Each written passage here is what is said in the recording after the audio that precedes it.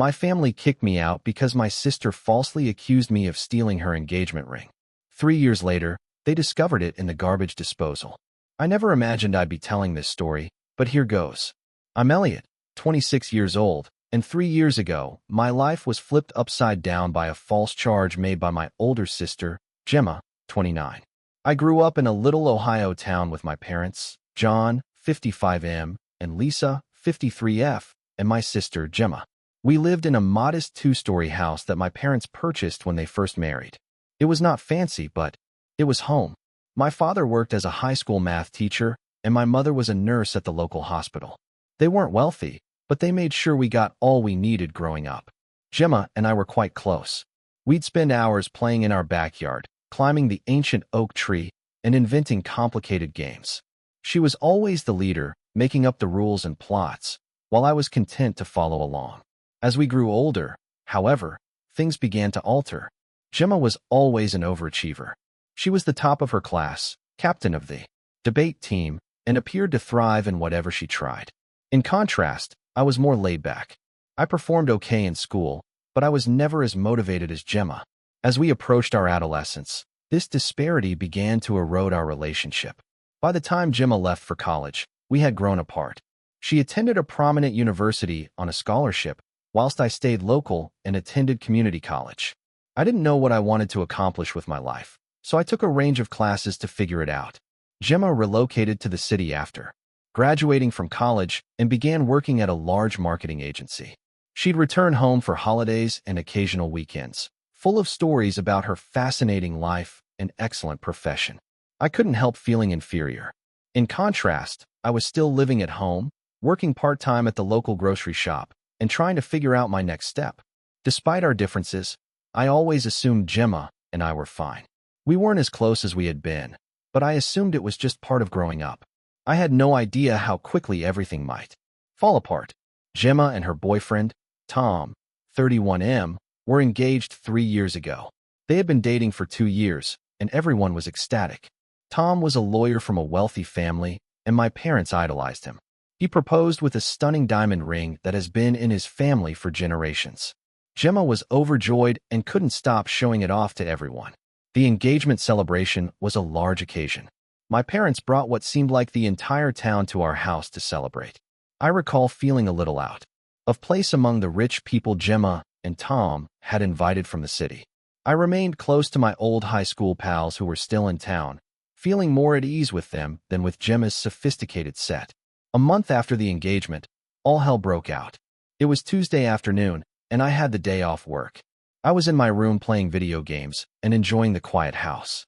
Gemma was visiting for a week, taking some time off work to begin arranging the wedding with our mother.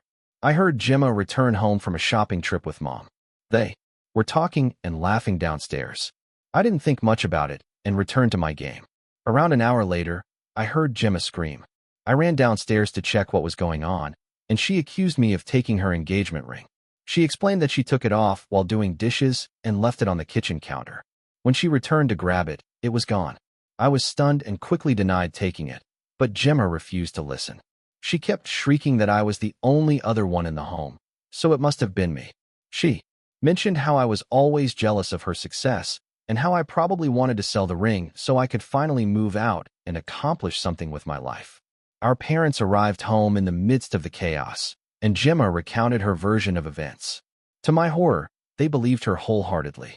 My mother began to cry, questioning how I could have done such a thing to my own sister. My father merely looked at me with disappointment in his eyes. They began searching my room and turned everything upside down. They didn't find the ring, but they did discover some money I had saved from my job at the supermarket. It wasn't much, maybe a few hundred, but Gemma quickly picked up on it, claiming I must have sold the ring, and that's where the money came from. I tried to explain that I had been saving for months and was considering taking some classes at the local community college, but no one listened. The following few days were a nightmare. My parents and Gemma repeatedly pressed me to confess and return the ring. They threatened to contact the police if I did not come clean. I was afraid and felt entirely alone. Nobody in my family believed me, and I was treated like a criminal in my own home. I tried contacting several of my pals, but the majority of them had moved away after high school. The few who remained in town appeared unwilling to become engaged in family strife. I felt more alone than ever. After a week of relentless accusations and threats, my parents made a decision that would alter my life forever. They told me I needed to go. They said they couldn't trust me longer and that I was putting shame on the family. They gave me 2 days to pack my belongings and leave.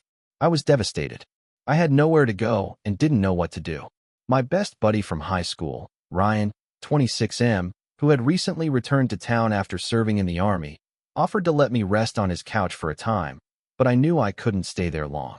His apartment was small, and he was still getting back on his feet.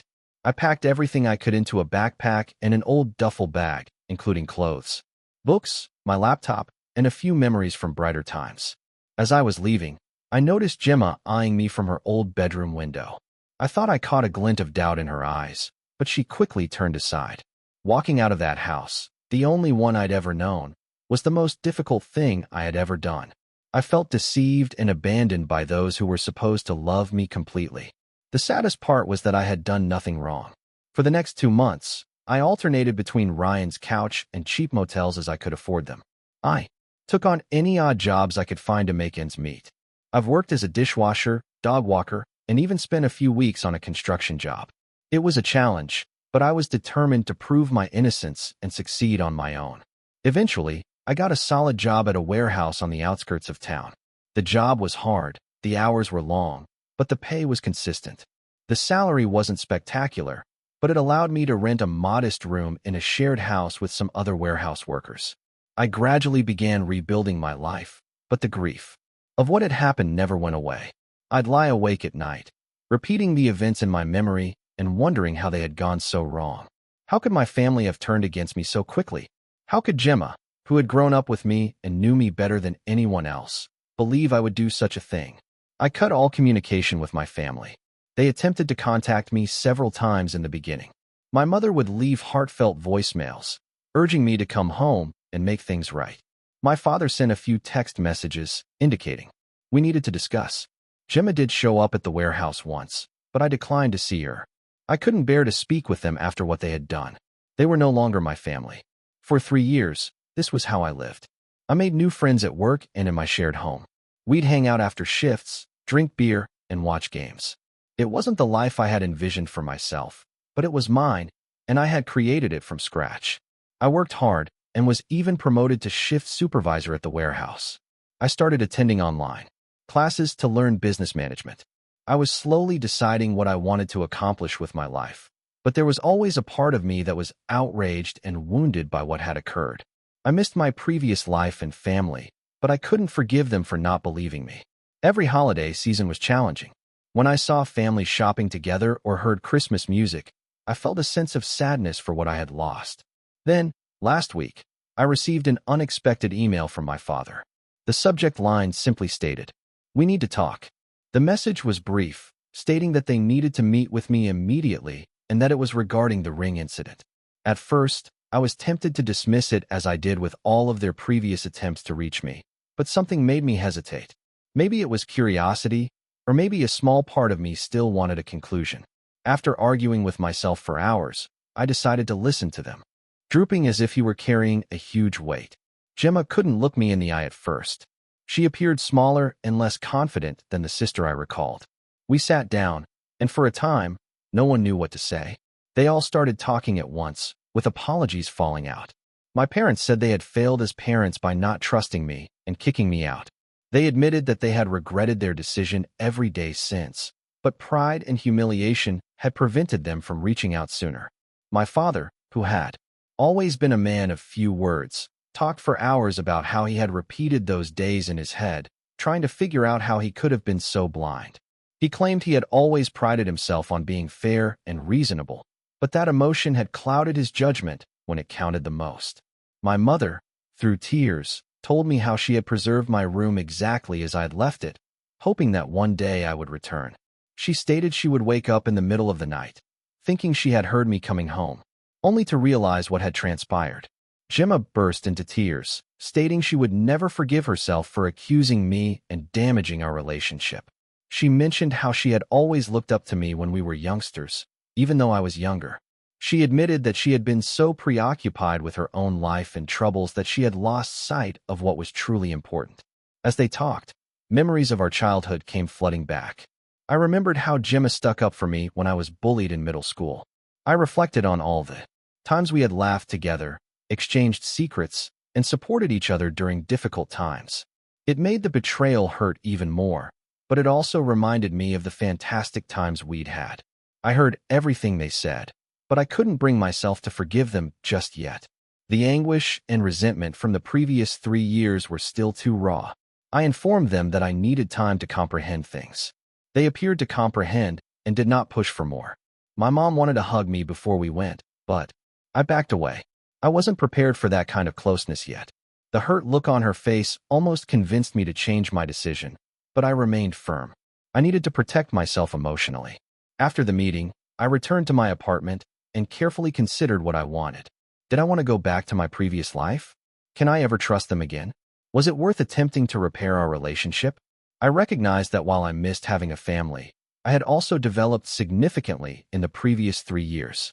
I had become self-sufficient, robust, and had created a life for myself from scratch. I wasn't the same person they'd kicked out 3 years before. I reflected about my warehouse work, my online education, and the friends made. I had worked hard to reach where I was, and I was pleased with what I had accomplished on my own.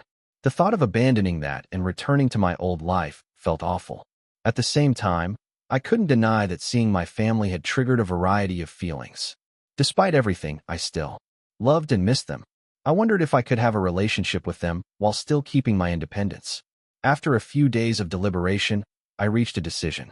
I called my parents and explained that while I appreciated their apology, I was not yet ready to fully reconcile. I informed them that I needed more time and space to heal. I also established some boundaries.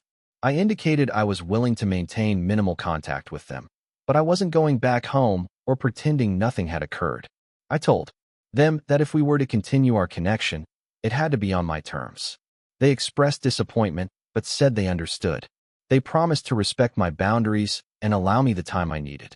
My mother asked if she might phone me once a week to check in, and I agreed, assuming it would be a nice approach to gradually re-establish trust. As for Gemma, I've decided to keep my distance for now. Her actions had affected me the most, and I wasn't ready to forgive her just yet. I told her I needed more time before I could consider having another relationship with her. She was upset, but explained that she understood and would wait until I was ready. It's been a rough week with many emotional highs and lows. I've had moments when I question my decision, wondering if I'm being too harsh or if I'm passing up an opportunity to reunite with my family. But then I recall how quickly they turned on me, and I realize I'm doing the right thing by taking things slowly.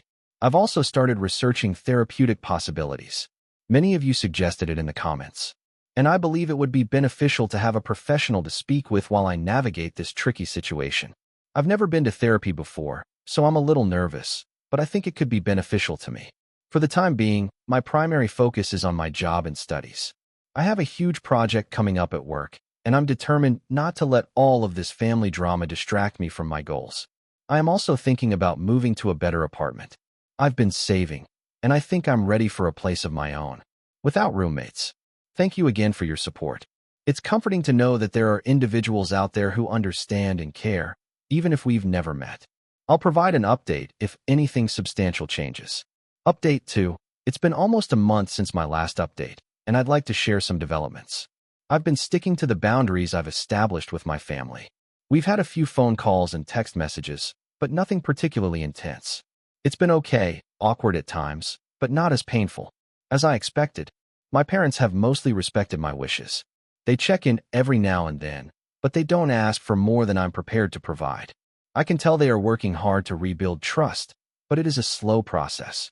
My mother calls once a week, as we promised. These calls were strained at first, with extended silences, but they are becoming easier. We usually discuss neutral issues, such as her employment at the hospital, the weather, and my online education. It's not much, but it's a beginning. My father been sending me short emails, usually simply to check in or share something he thinks I'd be interested in. Last week, he forwarded me an article about a new business launching in our hometown. It was a little gesture, but it reminded me of how he would clip newspaper stories for me when I was younger. Gemma struggled with the barrier I'd created between us. She sent me many long, emotional texts, apologizing and pleading for the opportunity to make things right. I responded simply, stating that I need more time. It's difficult, but I'm holding firm on this. I know she's hurting, but I'm not prepared to deal with her feelings on top of mine. The big news is that I have started treatment. I discovered a counselor that specializes in family trauma, and we've had a few sessions thus far. It has been difficult to bring up all of the grief from the past, but I believe it is helping. My therapist is assisting me in resolving my anger and trust issues, as well as providing me with strategies for setting good boundaries. In our last session, we discussed how the incident with the ring was more than just the accusation, but also years of feeling like I didn't measure up to Gemma's accomplishments. It's made me recognize that there were difficulties in our family dynamic long before the ring incident, and that healing will require addressing those as well. One unanticipated result of all of this is that I've become closer to my pals, particularly Ryan. They've been extremely supportive throughout the entire ordeal. Ryan even offered to accompany me to any future family meetings for moral support. It's taught me that family is more than just blood. It's about who supports you when things go rough. Work has been a welcome distraction. I've poured myself into my career and even received a modest promotion. I'm now in charge of inventory management for my shift, which means additional responsibility and a minor pay increase. It is nice to have something pleasant to focus on. In terms of my living situation, I've decided to stay where I am for the time being. It's not much, but it's mine and symbolizes the independence I've worked so hard for. My parents offered to help me find a better place, but I declined. I have to do this on my own. However, I began to carefully consider choices for furthering my studies. A state institution located approximately an hour distant provides night classes. I am considering applying to their business program. It would be a significant move, but I believe I'm prepared for it. Overall, I'm taking it one day at a time. Certain days are harder than others.